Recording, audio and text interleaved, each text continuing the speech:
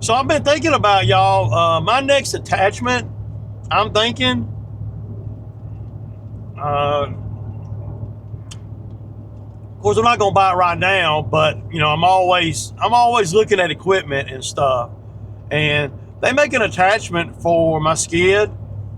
Uh, it's basically a limb saw that goes on the front of a skid steer, and it accommodates a 24-inch bar, steel bar and chain, and it'll reach up approximately 12 feet higher than the boom will go. So you can cut big branches and big limbs off. A big stuff. 25 inches is pretty. 24 inches, excuse me, is pretty big. you know, uh, I have my biggest saw that I got, which y'all never even seen me use it. I tell you how much I don't use it. Is 20. I can't remember, man. It's a Husqvarna. It will accommodate like a 30-inch bar, but that's too big.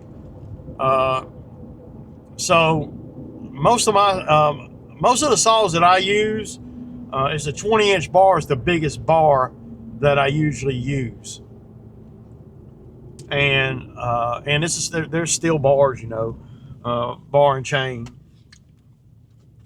But that'd be pretty cool to have a saw, a big saw that where you can reach up and be in the skid, you can cut limbs like that, no problem.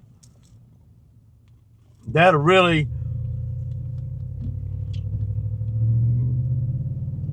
that'd be really cool, man. And it might eliminate a lot of the man lift stuff, because having a man lift is unique, and having a man lift is definitely a solid tool to have. But for me, with no labor and not really trying to chase down a bunch of labor, it's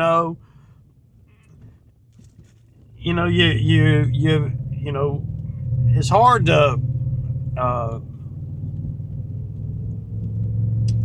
keep the man lift busy if you're me. Well, number one is people don't want to pay, in my area, they don't want to pay, for just man lift services. Like, the man lift can do a lot of different stuff.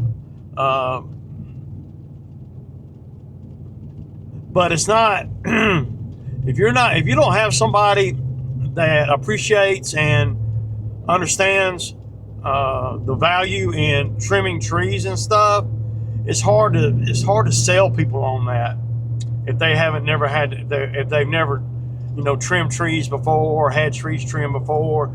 I mean, most people I'll be honest, man, most people in my area that do tree trimming, I ain't talking about contractors, I'm talking about homeowners that are willing to, or landowners that are willing to pay for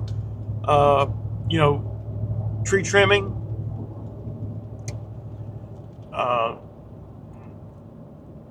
They're wealthy.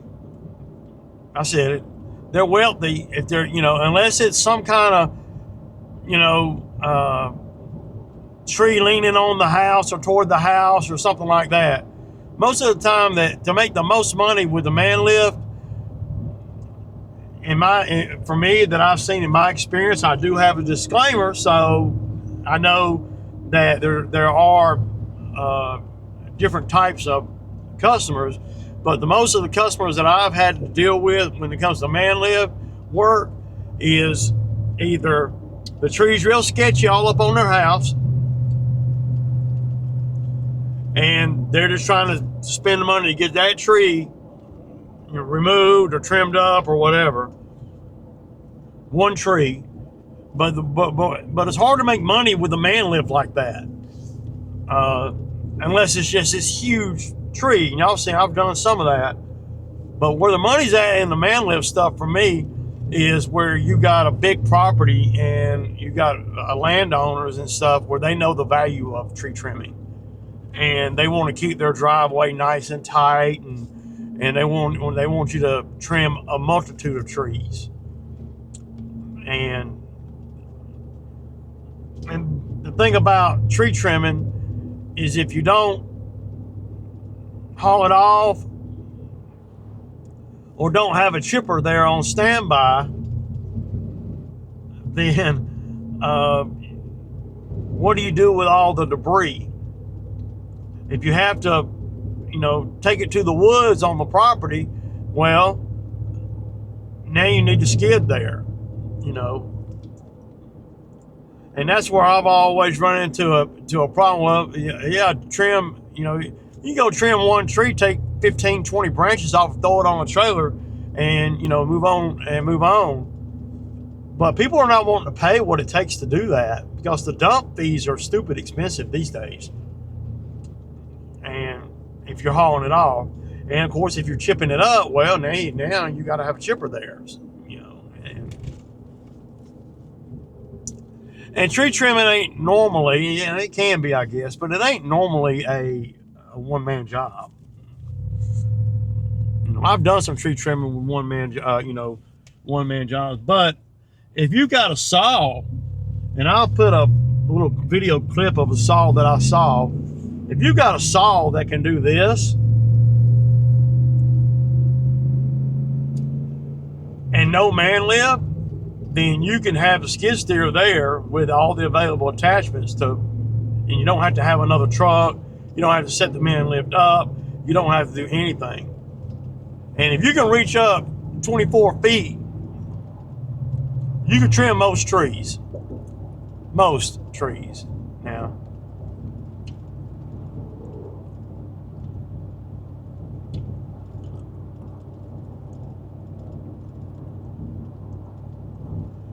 And then you got to ask yourself too, they make two different kinds.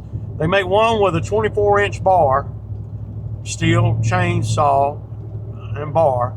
And then they make one that is that you put a blade on, like whatever,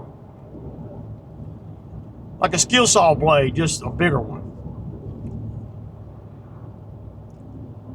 And that would work pretty good too.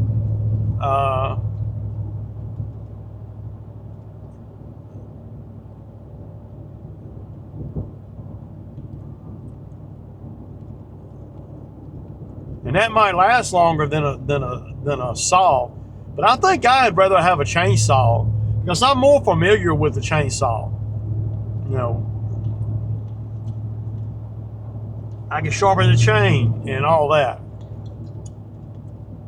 But the chainsaw one might break easier too, because having a 24-inch bar hanging out there, I'd probably just put a 20-inch bar on it. You could change the size of the bar, I'm sure. Basically, what you got is a hydraulic saw, and you can put whatever bar on the end of it you want. And you could probably put a 20-inch bar on it, and you'd be just fine. And you have more torque too. And then they also use there's a bleeder valve or something on it that instead of bar oil, it'll use the hydraulic fluid from the machine to lubricate the bar.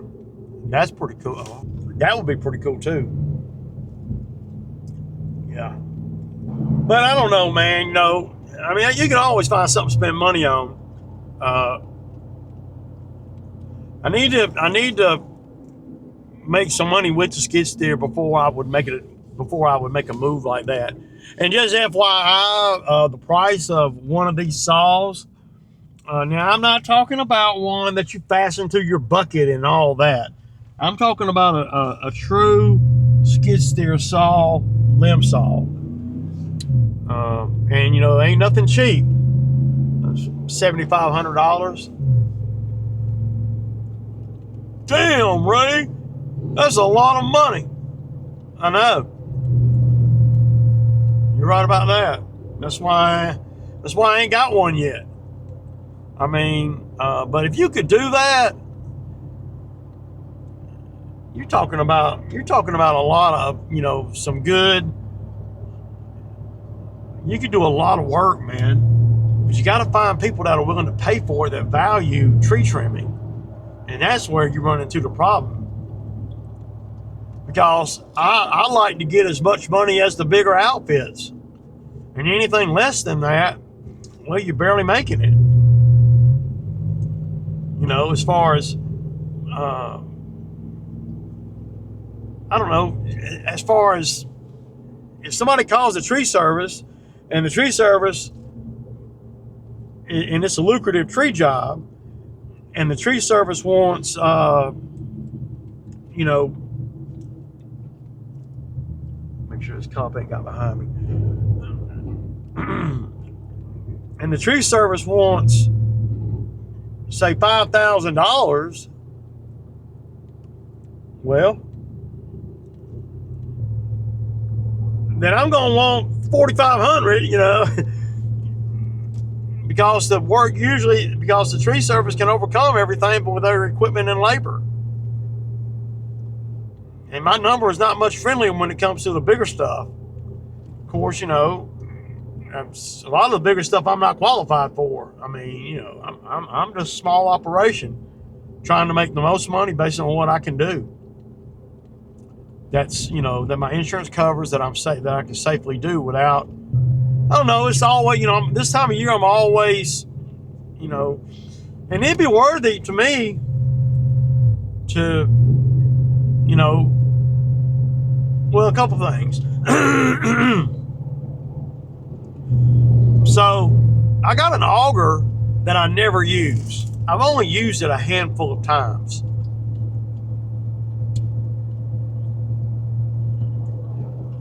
I could take the money, I could sell my auger, you know, and with the bit and all that, that'll get me roughly $2,000. I got about $1,500 left over of the $3,700 that I had that I did not spend at the furniture store. So we halfway to the price of one of those limb saws. And if I could just line up a few skid jobs where, you know, I could get, you know, $1,200, $1,400 a day, I'd buy one. Because I can make money with it right after I get it. But right now, I don't have a lot of skid jobs lined up, man. But I tell you what, if you could trim trees 20 foot up without having to get out of the machine, woo, boy, you could do a lot of work really fast. Because you go out on the end and cut the weight off. You don't have no ladder, no nothing. Y'all know I don't really get up on ladders no way. So, what do y'all think, man? Which one do y'all think would be the best